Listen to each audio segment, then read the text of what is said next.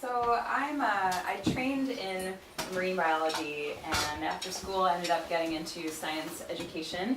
And really it was all about me wanting to share ideas with people about the systems that help protect them and make them live in lots of different ways. So I sort of became a protector of the world in this way by sharing information.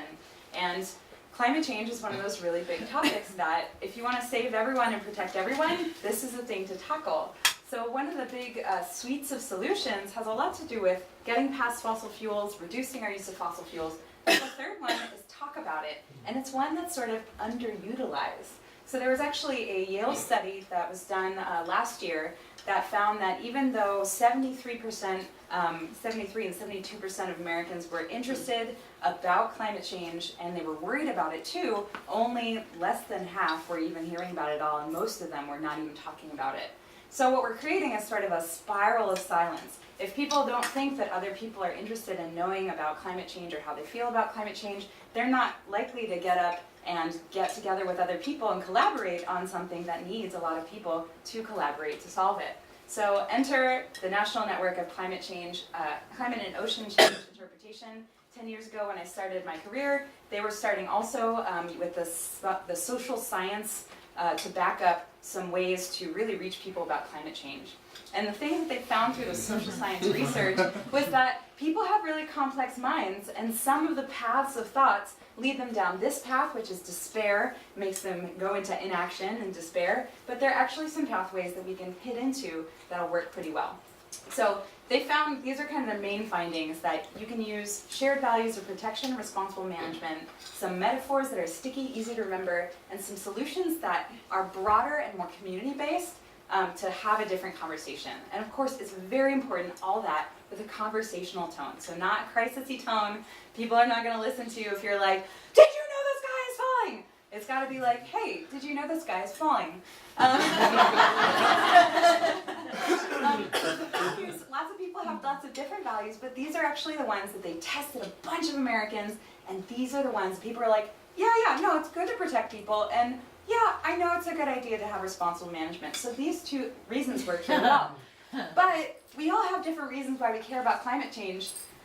Only you care about scientific authority because science says so, and that a polar bear's intrinsic right to live is a good reason to do something for climate change. It's not a motivator for most people.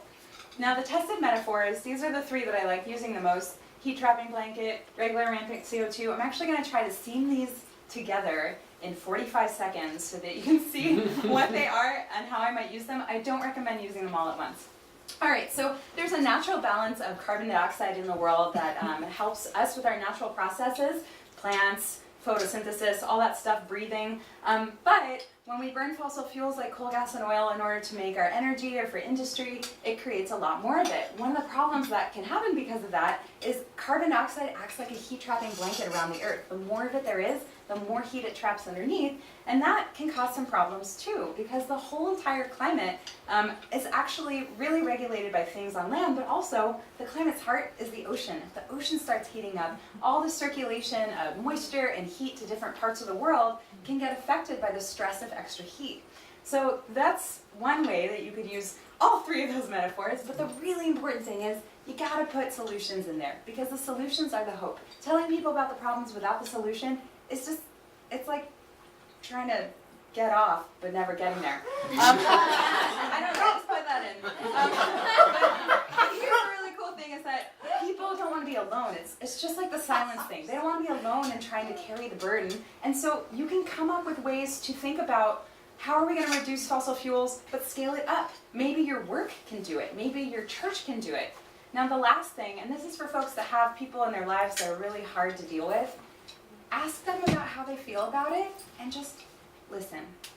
Listening is really important too. Just ask and listen. Ask them if you can share your own thoughts about it too.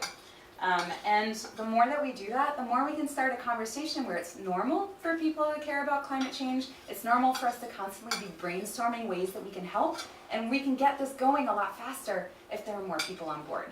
So if you happen to be really interested in this topic and you want more than what I just gave you, these are some really good resources for finding lesson plans if you're a teacher, for finding pictures if you just want to do a PowerPoint or something like that. All the research that they're doing with climate change communication with Yale's at that site, frameworks, they did all the social science research, and Drawdown is a great place to find solutions in case you're looking for them. So here's all this good stuff. You can ask me about it later, but I just want to let you know that you too can talk about climate change, and it probably won't be that bad. All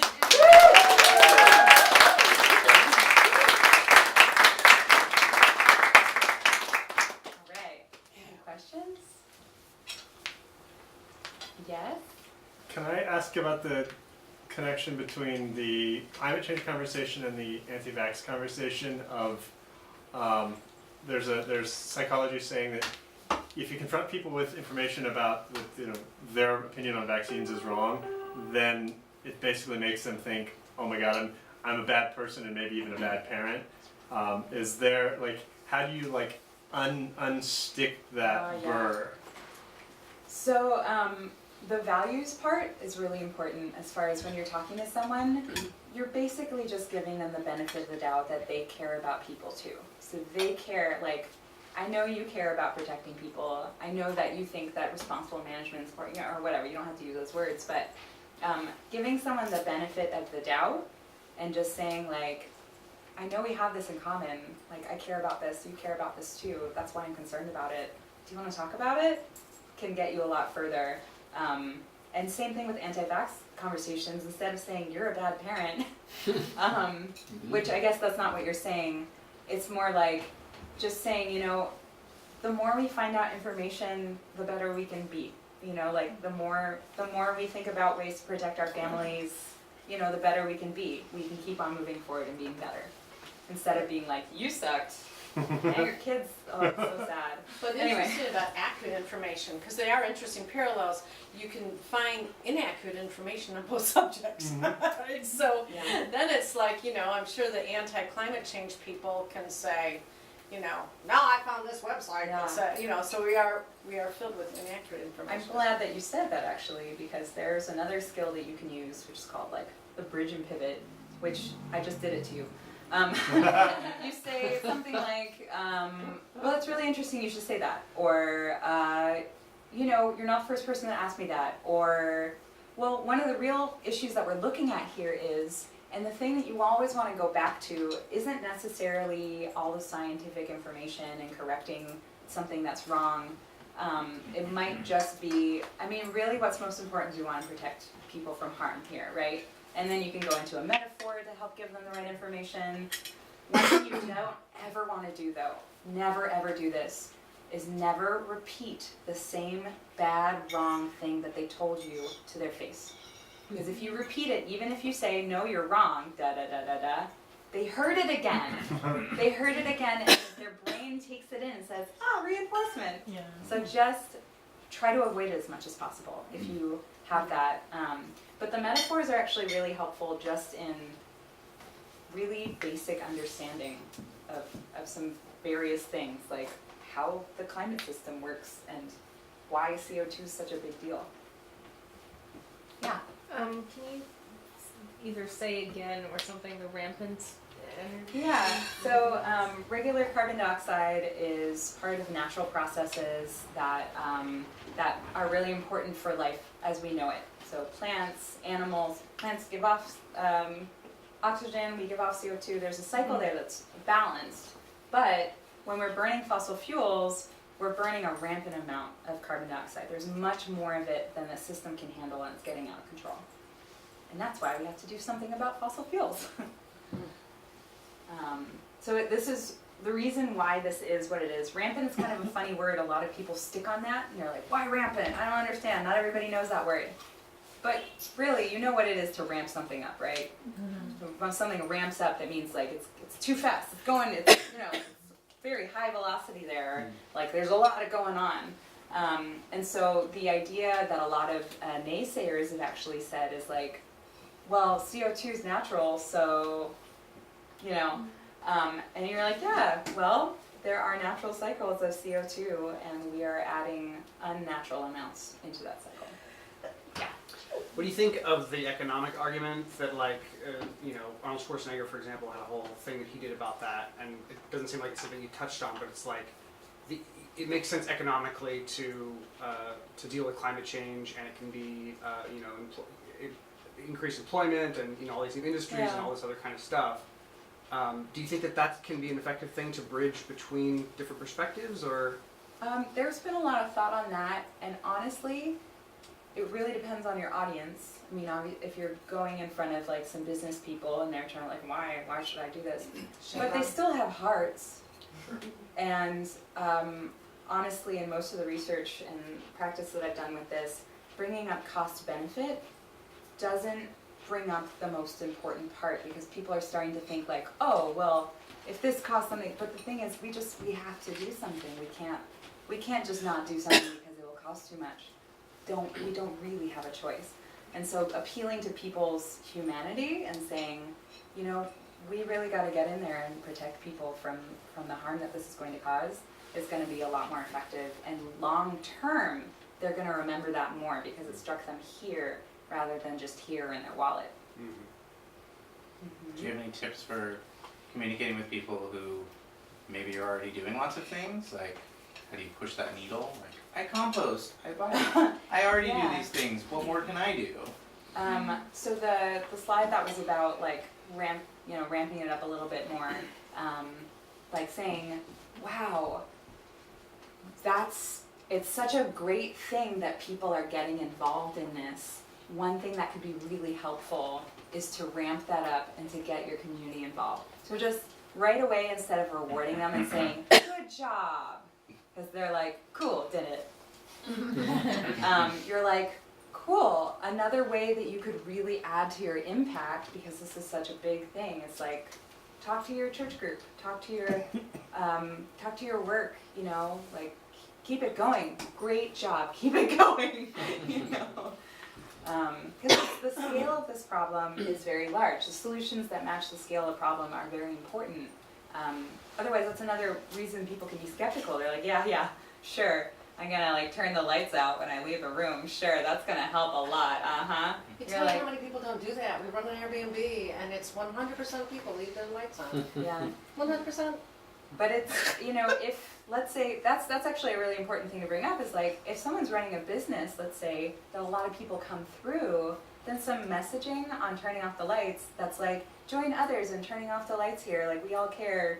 There's a study about that, about how in hotels, some messaging that they did about whether to leave your towel on the floor or not, they put in some social norming aspects, and they said, like, please join others in, like, this room in saving water by leaving your towel on the hook until you're ready to have it cleaned. And that simple change actually made a big difference in whether they did it or not, because the social norming. Other people are already doing this? Oh, I guess that's the thing to do. I guess I'm cool too. Yeah, I do that. Social norming is great.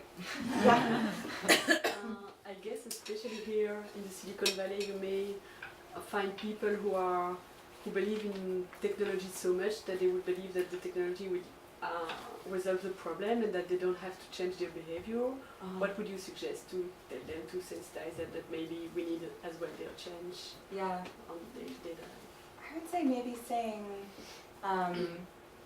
it's important to have everyone involved on this, because this concerns all of us and all of our, or something like that. Like, people who are, like, innovation is very important, and we can also innovate more ways on how to make a difference in the communities around us. But, you could also kind of highlight things that are happening. So that's another thing, is like, solutions, you don't necessarily have to tell someone to do something, but telling them that there is actually a solution that is already available in their community can be really helpful, because a good community solution is something that makes it easy for people to do the right thing. So if they already know that there's a community aggregate program for energy in their city, like for instance, Clean Power SF, we actually can get clean power now in the city. All you have to do is like go and click on it. But the fact that that system even exists and telling people it exists is a motivator in itself. So just saying like, isn't it amazing that we're innovating so much? What other innovations have you heard of? How do we get more involved in that? What else could we use? So that's a big part of it. It's just getting people feeling motivated. You don't have to tell them what to do, but just tell them that it's possible and they're not alone. Yeah. How do dietary choices affect or impact climate change? So, for example, being Yeah. vegetarian or Big time. okay. Yes. So because it takes so much energy to make our food in the first place, plant-based products, they just take the baseline amount of energy for fertilizer, for product production, and all the different processes that go into producing that food. But then when you add a meat product, that animal has plants that are grown specifically to feed it. And so that can cause a lot more energy to be made than just initially the plant. So actually, eating less meat is a really great way to help reduce your own carbon footprint.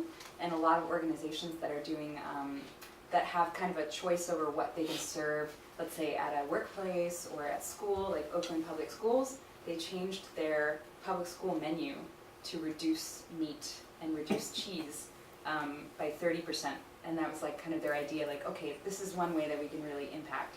So food is a really huge part of, I forget what it's maybe even like 20% of our footprint or something like that. It's really big. Michael Pollan. One last question.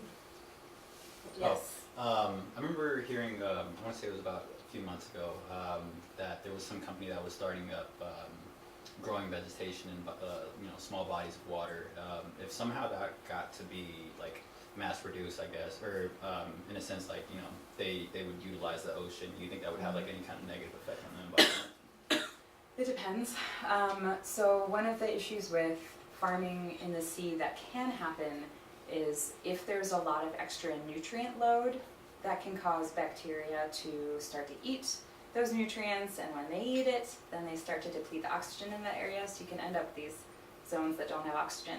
But to counter that, one of the cool things people are thinking of is growing things that already grow there, like seaweeds, that help enrich and actually add oxygen. So it's not just like, an algal bloom where you add iron. Bad idea. And like make a bunch of algae grow, that dies too quickly. But if it's like kelp or something like that, that grows a lot, it produces oxygen, it's more part of the system, so definitely if they do their homework, it could work. Yes. Yeah, and seagrass beds and like things on the coastal areas, like wetlands and wet grass stuff, really great for carbon sequestration, like putting in seagrass beds, primo. Yeah.